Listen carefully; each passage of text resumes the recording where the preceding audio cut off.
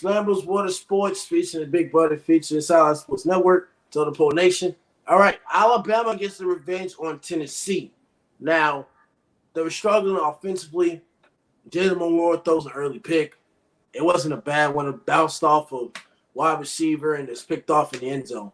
They're down 20-7, but of course, I'm not going to panic. It's Alabama. You don't panic.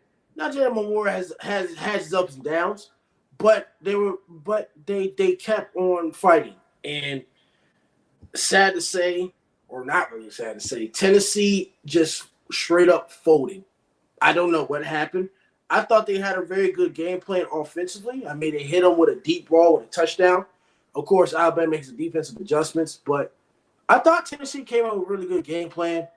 I just didn't like for them going for it on fourth down, especially the play call with QB option. It was backwards, and if it wasn't for the Alabama dude missing a tackle, the band would have lost 5 yards. So I get Josh Heupel's aggressiveness at times, but you was up 13-7. The Alabama offense wasn't going. I would have played field position and make Alabama drive 99 yards with that quarterback. But I'm disappointed in that situation. Now, I knew Tennessee wasn't going to win, but I'm just very disappointed in Joe Milton. I don't think Joe Milton is an elite quarterback in the SEC. I think to all you people, you hype him up a little bit too much. I think, because what he did against Clemson and goddamn Clemson ain't that goddamn good. I mean, they folded the goddamn Miami. But Joe Milton played a clean game, passing-wise. They ran the ball for 133 yards. I mean, it's not bad. Squirrel Wright did destroy the Alabama defense, but Alabama did make adjustments. But when you have a running back, Jason McClellan, who can really run the ball in between that Tennessee defense, it is what it is. But now Alabama kind of needs a household name, like we were talking about last episode, a household name. Jermaine Burton's been that guy. Isaiah Bond got a catch as well, but it's really not a lot of the big-time receivers in Alabama this year. So it's kind of like it's only been a Jermaine Burton so far this year because he's been having all the stats, and now somebody else. This win streak of Alabama is great. It's on the run. What are your thoughts on this game? Is Joe Milton the elite QB? And if Alabama wins the rest of their games, they're ranked number 9, I think, in the poll this week. They're ranked number 9. If they win the rest of the games, they beat LSU, they beat Auburn, can they squeeze in as the final team in the college football playoff?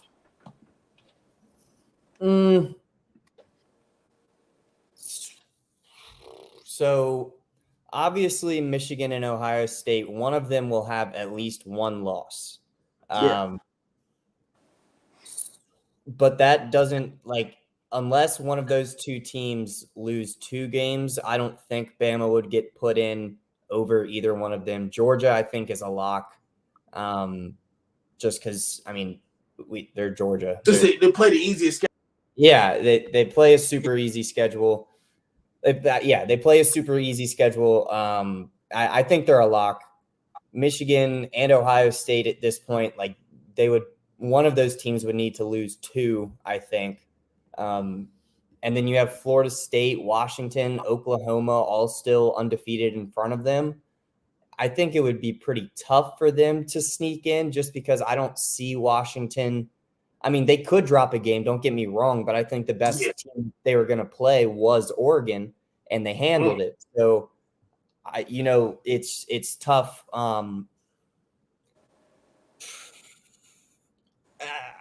Maybe, but I don't know if I see it. Man, I agree. It's just so many teams up there. I agree. What about Joe Milton? Because you've been right about Joe Milton. He ain't all that. No, and it's so you can see the transition of the offense because where they did have a decent run game last year, Hendon was running the show. It was his offense. He was getting the stats. He was a Heisman candidate until his injury. And now Tennessee is 7th in the country in rushing yards per game. That's not by accident. No. You game plan the run when you don't. It's the same thing we were just talking about with Penn State. You game plan the run more if you don't trust your quarterback as much. Now, he's still a starting quarterback in the SEC, so I'm not going to say he's buns, but he's not elite. It's very clear this is his 5th or 6th year in college, and it's his first time getting an actual full season of starting. And I don't think that's by accident either. Now, obviously, there's been situations with, like Tom Brady didn't even really play up until his senior year, and even his senior year, he split. He split plays with whatever. Games. Yeah, so obviously there's exceptions to what I'm talking about, but I don't think Milton falls into that category. I think he's a good D1 quarterback, and I think that's all it is. And when it comes to Michigan, where he was before, and then here at Tennessee, in this current era of Tennessee, because they were pretty bad for a while, they got good again. So this current era of Tennessee, and then the Michigan team that he was originally on, you can't just be good. You have to be great, unless there is a powerhouse offense around you, and that's not the case this year. Or not the case enough to where they can carry inefficiencies of a quarterback. They do have a good offense. 7th in the country in rushing is very good. But it's, like I said, no accident that they're game planning to run it more when they don't, Hey, you said it. They don't have the household name. They only have Squirrel White as a receiver. They don't have a Jalen. Yeah, last year they only got Squirrel White. That's the only receiver they throw to. Yeah, last year they had 2 good receivers in Hyatt, and I'm forgetting the second guy. So excuse me on that. But they had 2 good receivers that are now in the NFL. Obviously, Hyatt is getting more attention than the other dude because I can't remember his name. But they are both in the NFL, and they haven't been able to replace that well. And then with that being said, Tennessee being 7th in the country in rushing, they didn't run the ball well at all against Bama. And I don't get credit to Bama because their run defense is very good, but they've also had games where the run defense hasn't been very good. And you would think that when you are a top 10 running team, that would be one of those weeks. That would be one of the weeks where they're not, holding you to 70 yards on the ground or whatever. And in this case, the team barely had over 100, I think, but the leading rusher was Joe Milton with 59 yards. So it's weird. Not the way I thought the game would go. I thought both offenses would struggle a little bit, but I was anticipating a little bit more of a defensive game. And in the first half, it kind of was. But, God, I'm 27 unanswered in the second half is something else. And then Jace McClellan, their star running back pretty much they've been kind of a dual backfield. But McClellan was did everything he was supposed to do.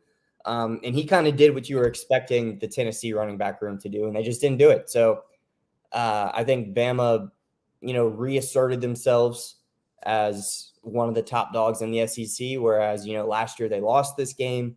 They'd already lost a game, this year, and it's just it seemed a little bit, like they're winning a lot of close games against teams that aren't, as good as them. You can mention Arkansas from 2 weeks ago, and then you can go to USF from a month ago. And there's other examples as well. But I think this game was them just kind of, putting it on the table, if you know what I mean. They're letting the SEC know this is still Bama football. Nick Saban is still our head coach. If you want to win, you're going to have to go through us. Obviously, Georgia's there too, but you know what I mean? They reestablished themselves, I think. Not reestablished, but reinforced, I think. I think we're starting to talk about them now because I think we've been quiet on Alabama for a little bit. We never talk about Alabama, but they've been quiet, since the Texas loss and, they had their struggles. But I think they have a chance to maybe make it there. But it's just so many teams. I think the reason they have a chance to make it there, we'll probably talk about it later. We'll talk about the whole top 10 rankings and who was squeezing there or not later in the episode. But I think it comes down to, they're undefeated in their conference. They only lost to a non-conference in Texas. They have a chance to beat LSU. Auburn's quarterback situation is really not there. As long as they don't underestimate their opponent, they can win out. They'll probably be in the SEC championship with Georgia. It'll be a rematch. They'll probably be in there again with them. I mean, so it just comes down to – it comes out of really Jalen Milroe. But he's improved. He still has some work he has to do. But when you have a new offensive coordinator from Notre Dame and Tommy Rees, there's still some stuff they're working on. But Alabama, he played pretty well, I thought. He didn't like the interception. He's playing better. Like he's not playing like I'm not saying perfect, but he's not playing like the Tuas and the Bryce Youngs. Like not comparing him as a player, but just like the mindset. But he's kind of playing how Bama quarterbacks played before Jalen came in there, and then eventually Tua, and then Bryce. But like before, like AJ McCarron wasn't a guy that was lighting up the box score. He managed the game. He got the team to success. Obviously, he won a national championship. But AJ McCarron didn't turn the ball over. So he was one of those quarterbacks that didn't turn the ball over. AJ McCarron was throwing just over 200 yards a game, but he was very accurate and he didn't turn the ball over. And he was one of those quarterbacks where it's like, don't be the reason we lose the game. Yeah, and he wasn't. I feel like he never was. And so in this case with Milroe, I feel like he could get there. He was the reason they lost the Texas game. Correct. But Saban he goes on Pat McAfee's show every Thursday. And he talked about the progression that he's seen in Milroe this year since he got benched against USF. And like since then, he's just been getting better and better every week. And Nick Saban is not a guy that's going to pull punches. He's going to tell you how it is. So if he didn't feel that way about his quarterback, I feel like we would know.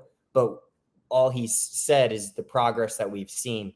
So that gives me faith in the rest of the season for Bama as well. But also in the next 2 years or whatever, I think he's just going to get better every year.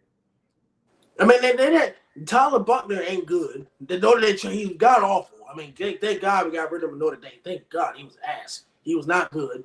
Ty Detmer still needs some work, but Jalen Milroe is their guy that can win games because both of them two quarterbacks we've seen them, they're not it. Both of those quarterbacks are not the answer. So they better hope that Jalen Milroe isn't getting some freak injury accident because if they do, I'm not saying their season's over, but just with those two quarterbacks, it's just going to be tough. I just don't think Tyler Buchner really fits what Alabama wants to do. Ty Detmer needs more time. The one time we saw him, he's a true freshman, right? Like he's 18. No, not Tyler Buchner. No. Who's the guy that got put in? Who's the guy that got put in against USF? I think it was Ty Detmer or somebody. Yeah. Not Tyler Buchner. Tyler Buchner no. He was ass at Notre Dame. He was god awful. I'm talking about Ty Detmer. He needs a little bit more. He needs more time. I think he'll get there. Yeah. But yeah, that's it for this episode. Next episode, what in the world happened to your second favorite team? UVA, ladies and gentlemen. UVA pulled the upset. I know we both picked UNC. UVA, Tony Elliott, they pull off the upset against UNC. UNC's college football playoff hopes are done. Now, I did expect them to lose to Georgia Tech or something, but they lost to UVA. UVA, bro. I mean, UVA. But we will talk about that next on Lambo's World of Sports. And go ahead. Just to put a cap on the Bama QB conversation, they are bringing. I know we went over this a month or so ago on the Bama recruiting video. So if you haven't seen that, Totem Pole Nation, go check. You talking about Julian Slayton or another quarterback? Yeah, exactly. Number 3 quarterback in the country, 98 rating, and he's a top 20 player nationally. So. If it doesn't work out with Milroe next year, which from what Saban is saying, I'm expecting it will, I wouldn't be surprised if the number 3 quarterback in the class gets some PT next year. Well, he got to work hard. He better get to campus early and work from the end of the season until. I feel like he'll be there in the spring, dude. That's how Bama football works. You enroll early, you get your shit done. I wouldn't be surprised if we saw him in the spring game. No, I don't. I may pay attention to spring games, but I don't know. I'm not interested in spring games, but it'll be nice to maybe people watch. But I'm not interested in spring games. I might even be interested in a Tech spring game. I want to see this one last year. I went. It was It was good. It was good. I thought it was good. Tucker Holloway made a bunch of big plays. Kyron really didn't know the offense yet. Like, obviously, he had just gotten there. So it looked like Grant was better at that point. Just from throwing the ball. And then you saw Pop Watson. Pop Watson is a true freshman. He's small right now. He's going to get bigger, like muscular wise. Dude is electric though. Like, do not sleep, because Pop is going to get redshirted this year, because you can play 4 games or less and still qualify for the redshirt. So next year he will be a redshirt freshman. Kyron will be a junior.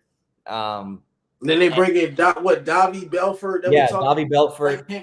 He'll be redshirted as well. So by the time Kyron is out, we'll have a junior in Pop and then a sophomore in Davi. And it's obviously we haven't seen Davi in a college uniform before, but we ain't seen a college uniform yet. yeah. But from what I saw from Pop in the spring game, the dude is electric. He's accurate. He's fast as shit. He's just not big enough yet, I don't think.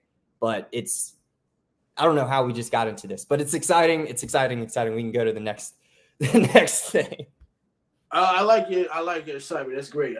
Great. We go off topic a little. That's great. But next episode, we got to talk about how in the world UVA beats UNC. Tony Elliott's a great coach. They've been through a lot, the school shooting and all that other stuff. But we'll let you know in the next episode. You can like, comment, subscribe. Need the merch? Go to TotalPoleNation.com or TotalPole.com, TotalPoleSports.com, whatever the website is. I think we changed it up. Get the merch. The merch is great. Merch is great for your health. I'm not wearing it right now because I just got a haircut and my hairline is still fine. But we'll let you know next section of the Lambo's World of Sports. UVA takes down UNC.